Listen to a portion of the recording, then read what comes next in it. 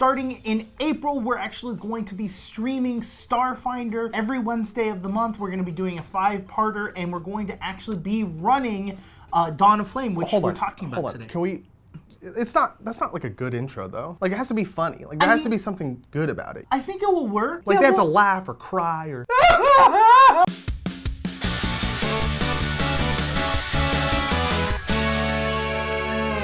That's the intro you're stuck with. Hey everyone, welcome to GameGorgon. My name's Indigo. And I'm Croog. And today, like I said, we're going to be talking about the Dawn of Flame. We did get it from Paizo. We wanted to give that information to you guys right off the bat that this was supplied by Paizo. This is something that they gave us. We don't feel like it's going to be something that's going to change our opinion about the product.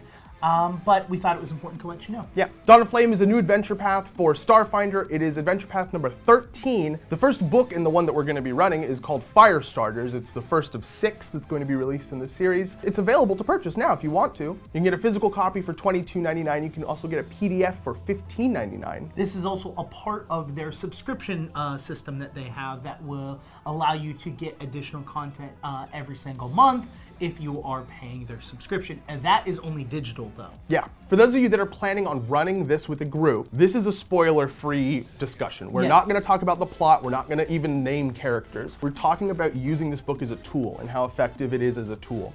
Whether you're going to run it or not, this is just a discussion about that. We're coming from a place where we've run adventure books before and we have a set of gripes that we look for when we're going through an adventure book. If you've never seen the things that we're talking about done wrong before, they are done wrong a lot. We're gonna structure this review the same way we've structured reviews in the past. We're gonna talk about the things we liked, the things that were kind of meh, like might need some change, but maybe not, and then the things that we didn't like about the product.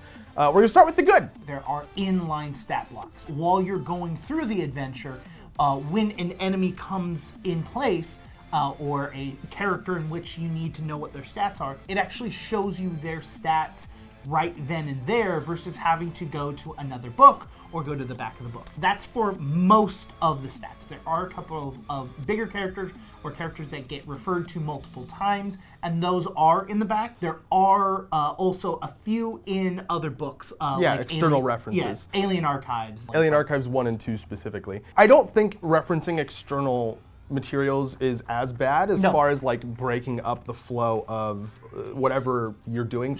Most likely an encounter, right? If you need the stat block. Because you can have the stat block open in like Alien Archives and have the campaign book in front of you and look at both of the things.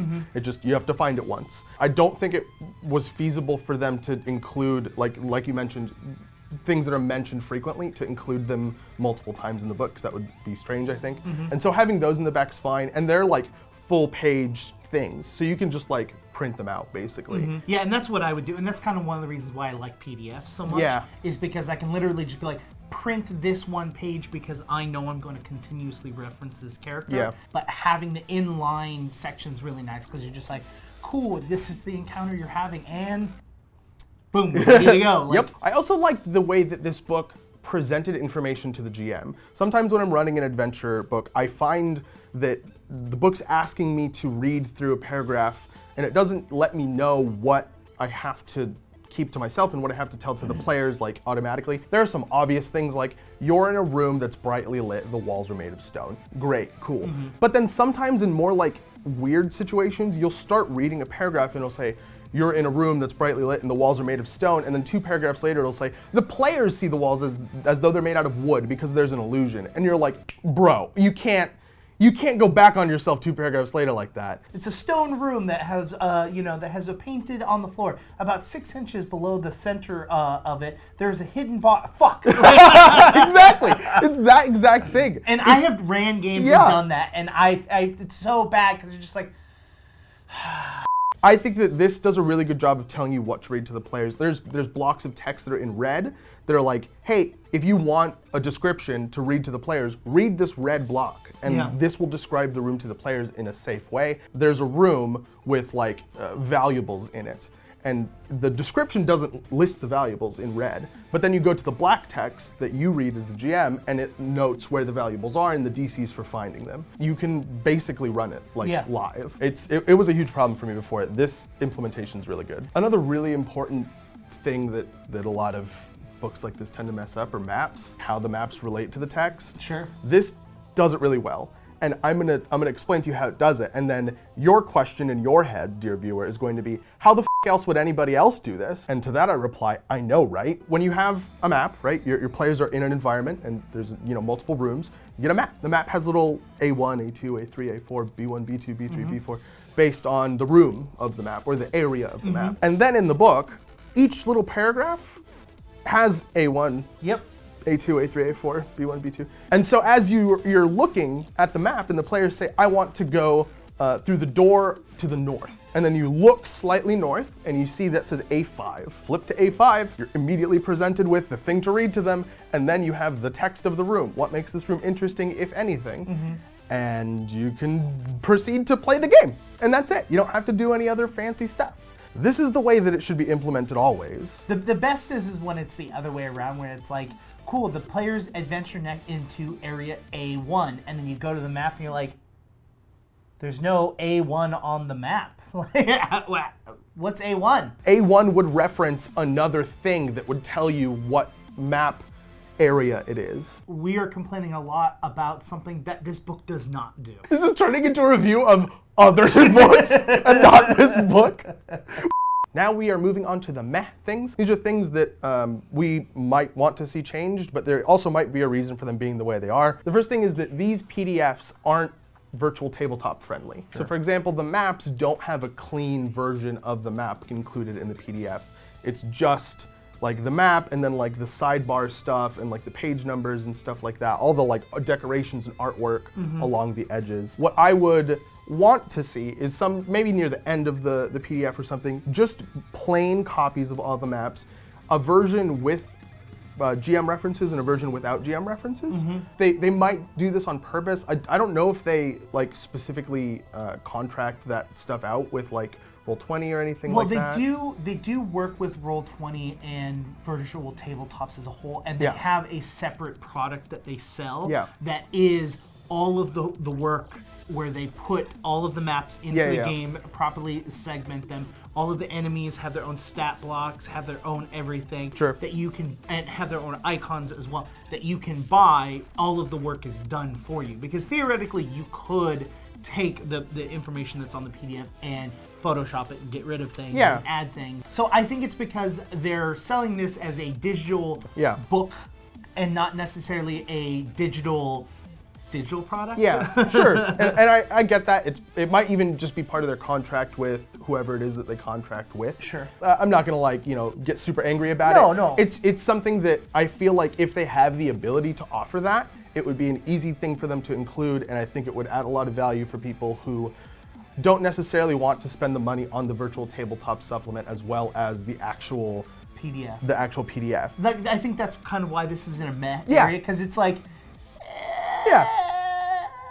it's meh. It's meh. The other meh thing is a meh thing that every adventure book has.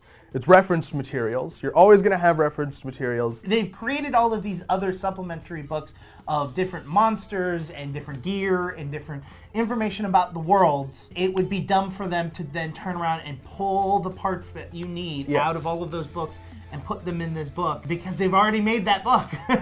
Yeah, so there are a couple of referenced books here. There's going to be Alien Archives 1 and 2. There's going to be The Armory, and there's going to be Pact Worlds. And then obviously you need the rules of the game, right? Like the rule book for the game. This is under meh because it's a reasonable decision for them to include referenced materials, but we understand that that information is like a turnoff for some people, right? Yeah. Because for people like us that play role-playing games a ton, I want those books anyways, and so I have them already. And then the pricing themselves on those books aren't crazy. It's not like each one of those books are $60 each. That's the other thing. Like, the only thing that I find meh about them is that when I was going through it, I don't remember there being a section that says you're going to need these books. So I saw there was a section at the very beginning that mentioned the Armory and Pact Worlds, but it didn't mention Alien Archives 1 and 2 for some reason, and I don't understand that. Yeah, and then when you're going through the book, it'll mention say, in a thing, hey, this monster is in Alien Archive 1, this page, and you're just like... I was actually going to call them out for that. I was like, you should say in the book what you need a reference so that you can bring it all together as you're building the campaign for people. Heaven forbid you don't have a book. Great. Now I have to stop. But if you don't own it, then you have to turn around and go, okay, now I have to buy it, I have to go to the website, I have to order it if I want to do a PDF. If I want to get a physical copy, I either need to go to the store or I need to order it online, then I still have to wait until it shows. Having it right at the beginning, or even having it as a description in the product itself when you buy it, would be great. I didn't see whether or not that existed, but I'll double check and let you know whether or not that's the way it is once I do that. Last but not least, here are some bad things. There's one thing for me, and I'm not sure how you feel about it yet. Okay. There's one thing for me that I would have liked to see. I've yet to see a single RPG book do a foreword or like an introductory chapter that just explains what to expect from the book. I think a lot of us that play RPGs a lot would intuitively know, start reading from here, go to here. When you get to a point where the players tell you to do something, this is how you react. I feel like for brand new GMs that don't know, that haven't experienced anything like this before, and maybe it's not even meant for that crowd, you know? Sure. I think they need to be explained somewhere. Sure. Well, and I think specifically those things need to be explained in the first section of the first book.